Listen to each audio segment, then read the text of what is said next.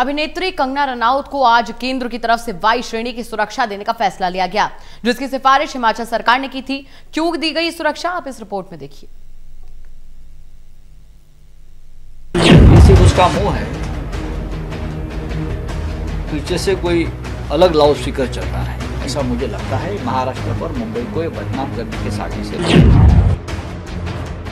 संजय जी, मैं आपकी निंदा करती हूँ, आप महाराष्ट्र नहीं, आप ये नहीं कह सकते कि मैं महाराष्ट्र की निंदा करती हूँ।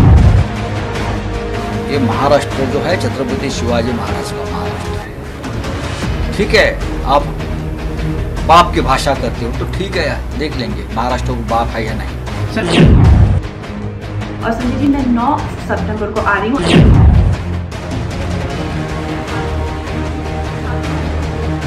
अभिनेत्री कंगना रनौत महाराष्ट्र के उद्धव ठाकरे सरकार के साथ खुलकर जोर आजमाइश में जुटी हैं।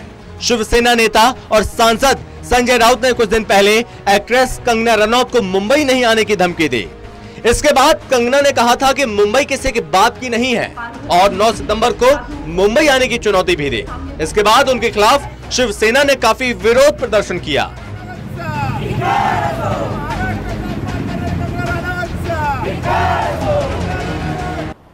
ऐसा है, मुंबई हो या महाराष्ट्र हो, उसका जो भी कोई अवमान करता है, अपमान करता है, और ऐसे व्यक्ति को केंद्र शासन Y+ की सुरक्षा देती है, तो ये बहुत ही आश्चर्यकारक और दुखकारक ऐसी बात है। महाराष्ट्र की राष्ट्रवादी कांग्रेस पार्टी, शिवसेना, कांग्रेस, इन्हीं का ना, ये वो भारतीय जनता पार्टी का भी है, सब पूरे जनता का महाराष्ट्र है। और ऐसे महाराष्ट्र को जो पूरे महाराष्ट्र की जनता का महाराष्ट्र है, ऐसे महाराष्ट्र को अवमानित करने का, अपमानित करने का काम कोई करता है तो उसका सभी पार्टी के लोगों ने उसके बारे में खेद व्यक्त करना चाहिए। इन सब के बीच कंगना रनौत को वाई श्रेणी की सुरक्षा दी गई है। संजय राउत और कंगना के बीच जारी है जुबानी जंग। कंगना को लेकर संजय राउत पर लग रहा महिलाओं के अपमान का आरोप। कंगना के मुंबई पहुंचने पर राउत ने देख लेने की दी थी धमकी। कंगना को मिल रही धमकियों को देखते हुए सरकार ने दी वाई श्रेणी की सुरक्षा। कंगना ने गृह मंत्री को धन्यवाद दिया। कंगना रनौत ने ट्वीट कर वाई श्रेणी की सुरक्षा मिलने की पुष्टि की है। कंगना रनौत ने कहा, यह प्रमाण है कि अब किसी देशभक्त आवाज को कोई फांसीवादी नहीं कुचल सकेगा। मैं अमित शाह जी की आभारी हूं। वो चाहते तो हालातों के चलते मुझे कुछ दिन बाद मुंबई जाने की सलाह देते, मगर उन्होंने भारत के एक बेटी के वचनों का मान रखा, हमारे स्वाभिमान और आत्मसम्मान की लाज रखी। जय हिंद। उन्होंने कहा था कि बॉलीवुड में ड्रग माफिया का पर्दाफाश करने के लिए उन्हें हरियाणा या हिमाचल प्रदेश पुलिस से सुरक्षा की आवश्यकता होगी और वो मुंबई पुलिस से सुरक्षा स्वीकार नहीं करेंगी। इसके बाद से ही पूरा विवाद शुरू हुआ।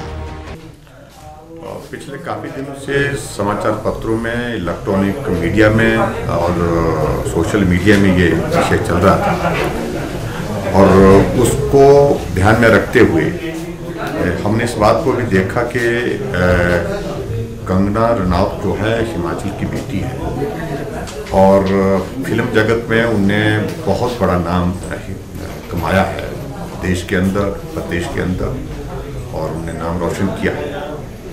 उनके पिताजी की ओर से एक पत्र आया, उस पत्र में उन्होंने जिक्र किया कि बेटी की सुरक्षा से संबंधित हम चिंतित हैं और जिस प्रकार की धमकियाँ उनको दी गई है, ऐसी परिस्थिति में उनको सुरक्षा चाहिए।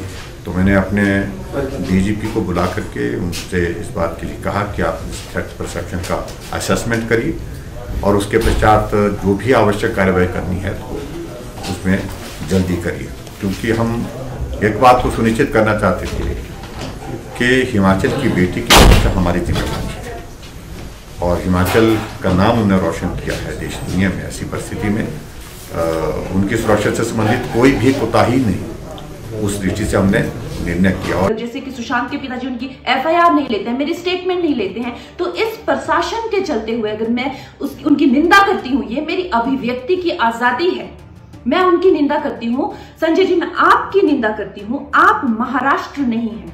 आप ये नहीं कह सकते कि मैंने महाराष्ट्र की निंदा की। और संजय जी, मैं 9 सितंबर को आ रही हूँ। दरअसल सुशांत सिंह राजपूत की मौत के बाद से ही कंगना रनौत मामले पर बेबाकी से अपनी बात रखती आई हैं। ऐसे में एक्ट्रेस इन दिनों अपनी फिल्मों से ज्यादा बयानों के चलते सुर्खियों में बनी हैं। पहले कंगना रनौत ने बॉलीवुड के बड़े एक्टर प्रोड्यूसर को निशाने पर लिया, लेकिन अब कभी महाराष्ट्र सरकार तो कभी मुंबई पुलिस पर ट्वीट करती नजर आ रही हैं। और ऐसे में महाराष्ट्र सरकार की ओर से भी कंगना रनौत के बयानों पर प्रतिक्रिया दी जा रही है। Bureau report, total news.